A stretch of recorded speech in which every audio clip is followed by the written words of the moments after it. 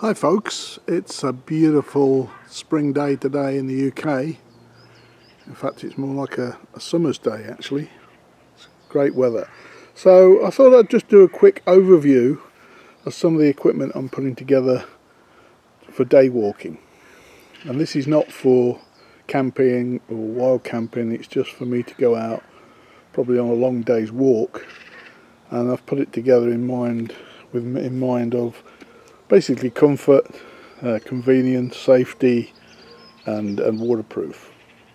Some of it is ex-military and some of it is brand new from the sports shop. So I'll just run through it quickly in case there's anything you see that you might be interested in and want to comment on.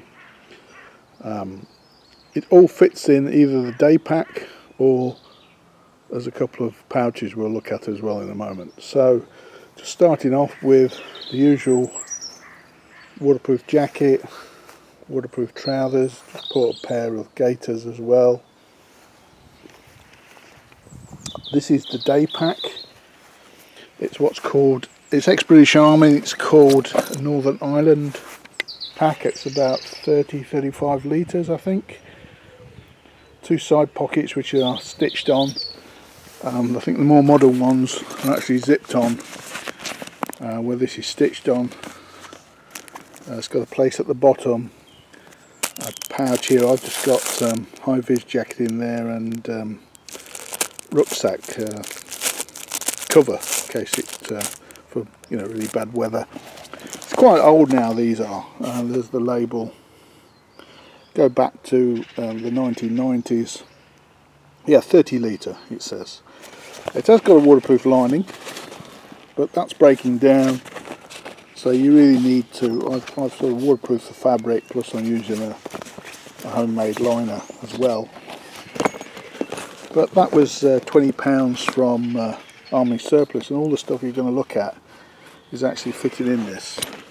There's a little tab here where you can put your own name or emergency contact information, basically. The clips are, because of the age, are breaking, so I might need to replace a few with like a metal clip here. Moving on. So, some of this stuff I don't actually need at the moment. I'm for sort of country walking in England, but I'm hoping to build up to more adventurous walking in the hills and more remote areas. So dry bags to put stuff in, spare pair of socks. This is a little ground sheet I've got with like a sidewall on it, and again this is just for me to sit on during the day, not for overnight camping, etc. See the stuff here, waterproof notepad with pencil sharp both ends. The reason behind that is if you've got one end broke and you need to write something quickly, you can just reverse it round. And if that end breaks, then you wish you brought a pen with you. Gorilla tape, a survival bag for use in the hills, a couple of thermal blankets, again, head torch, binoculars, small LED torch, Swiss Army knife, although this is a German company, but that's the other design. These are a few pegs and a line for the next thing we'll look at. Just some cord. Okay, so this is a British Army poncho, part of what was called the 1958 pattern originally, and then they used it for many years. This is an olive green, and now I think the latest ones are in camouflage. So you can use this as a rain cover, as a poncho. It's very waterproof for absolutely when a torrential rain, or you can use it just as a ground sheet, or you can even use it as what's called a basher, sort of a shelter. And to that end, most people I've seen using this sort of thing are doing it in the woodlands, so they're tying them to trees. But if you're outside with no trees, then you need some sort of pole system. So I've just brought a walking pole to use as a sort of tent pole. But as I said, this is just for erecting you know, for a lunch break, keep out the wind, keep out the rain, want to have something to eat. It's not for me to be sleeping in such. Moving on to the cooking equipment, in case you haven't seen, this is the set I've just bought. I was again reviewed online. You go this from Go Outdoors, it's their own proprietary brand, I think. Nice little unit. Basically they say this is a frying pan, but it's more just like a small saucepan, or you could use it as a cup. Springs together, can act as the lid. You can keep stuff inside. For example, I've got some just cleansing wipes in there, and then inside the main burner you can keep a gas canister, which we'll talk about in a minute. And this is the burner unit and cooking pot. It says 750 ml and it says max 500.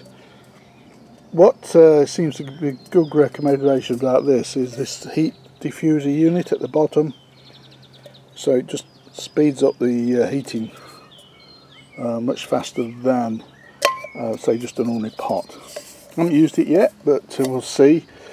Comes with its own little bag. You need to keep that because they don't click together. What keeps it together is the little bag.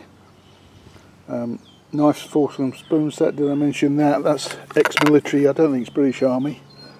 Army surplus again, £3.50. I think it's maybe Swiss. Containers to keep food in during the day. Blue baggies I might use them as a bag liner for the rucksack. Onto the cooking system. Again, looking on YouTube at all the different systems, like the hexamine cookers the British Army use, and the jet boils, and methylated spirits, and primer stove. I decided to go with camping gas because back in another lifetime I remember sitting on Skegness Beach waiting for my dad to cook a boil of kettle on methylated spirit stove, which seemed to take 2 hours. Probably wasn't that long, but as a young child it seemed a very long time, so I didn't want to go down that road again. And I did have a camping stove again when I was about 15.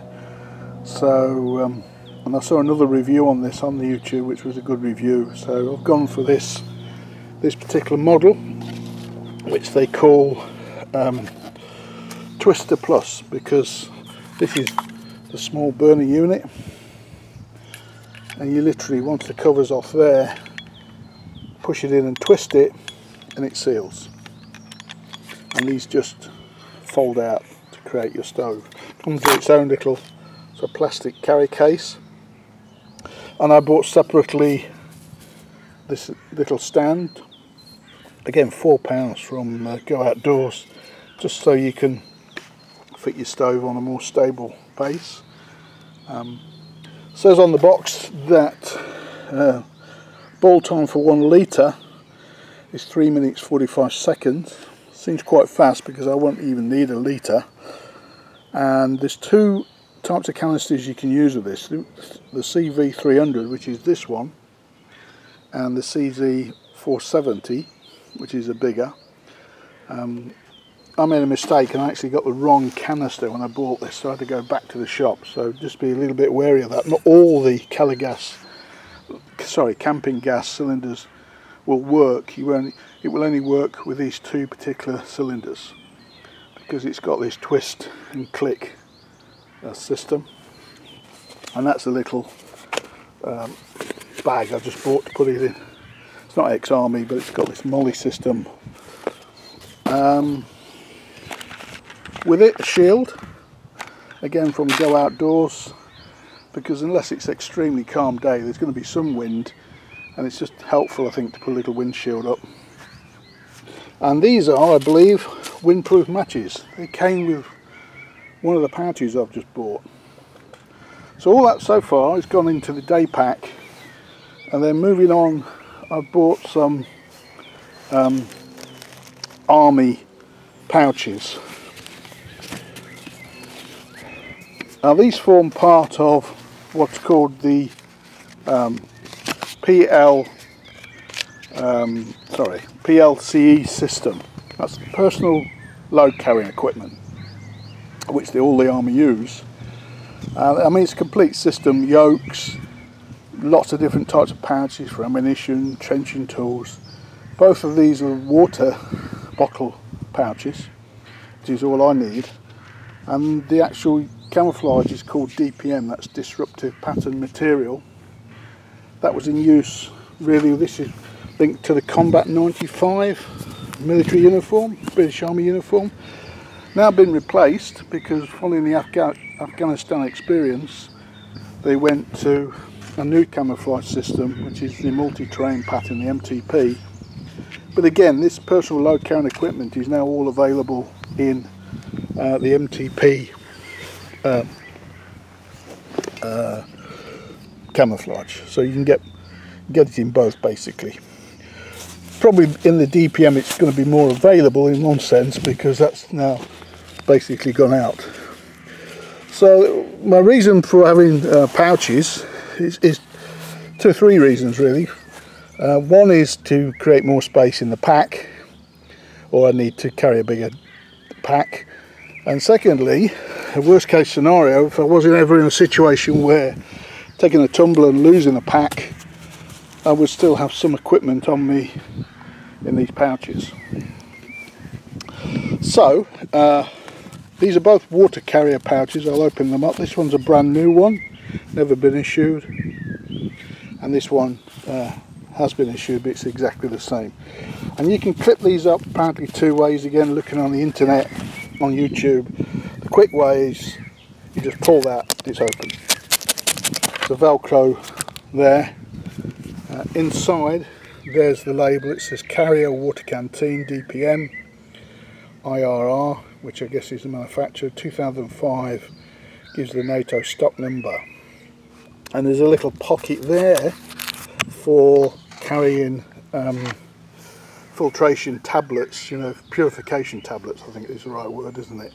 I don't need them because I'm never going to use water that hasn't come from, you know, what I know to be a clean source, like a tap or a bottle of water from a supermarket. But if you are out in the woods and you want to boil your own water and have purification tablets, that's the little pack there. I've got some hydration tablets in there for the hot weather, and inside fits comfortably the water canteen, water bottle. And this is a genuine British Army one again. It's what they call the 58 pattern, again linked back to 1958 when they started to issue some of this equipment, coordinated equipment. You can get copies of these now, but again, looking on YouTube, it seems the recommendation is to try and get an original if you can, because they are much harder, much stronger. Some of the copy ones can leak on you, which is exactly what you don't want from a water bottle. This one is actually dated 1990, and it's original cup to go with that. As you can see, it says on both of them, which is common sense because they're plastic, keep away from heat or flame. Before these, going back to the end of the Second World War, these were, like the American ones, were aluminium, and the British adopted an aluminium cup, so you could put them on flame. But obviously you can put a cup of tea in these once you've made it on the cooker, etc.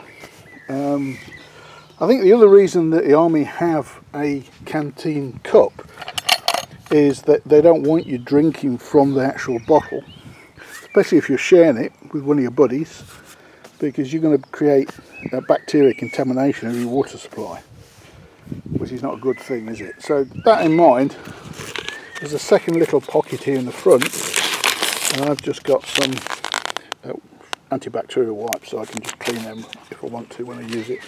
I believe that second pocket was for a hexamine solid fuel cooker that the Army used. That just fitted in there, but again you can use it for anything. So that's one. On the other side, I think it's pretty obvious from the label I've put on the top, this is a first aid kit, and it's done up a slightly different way. It's a bit full, so it's quite tricky to do it up this way, but this has got the small clip behind and then the long clip on the front pulled through and it makes it more secure, but it still will just pull open. I've got a whistle attached to this. I'm not going to empty all this again. There's the same, it's exactly the same pouch, and this one is 2004. I won't empty all this out because it's the usual field dressings, plasters, EMT scissors, antiseptic spray, stuff like that. If you haven't seen it before, then this is a sand splint, which is a good way to make a splint for an arm or a leg, you know, without having to carry an extensive device. It just unfolds and moulds, and then some basic first aid reminders there, pencil again, and some notes there if I needed to make a note for myself or another patient, basically. And then on the side I've just put a Leatherman and an LED torch. So the idea being that if I'd lost my other equipment, I've got some basic stuff there to help me in a real emergency, you can say. Moving on, navigation stuff, something I need a lot more practice on, particularly compass work and map work, something I need to get into this summer.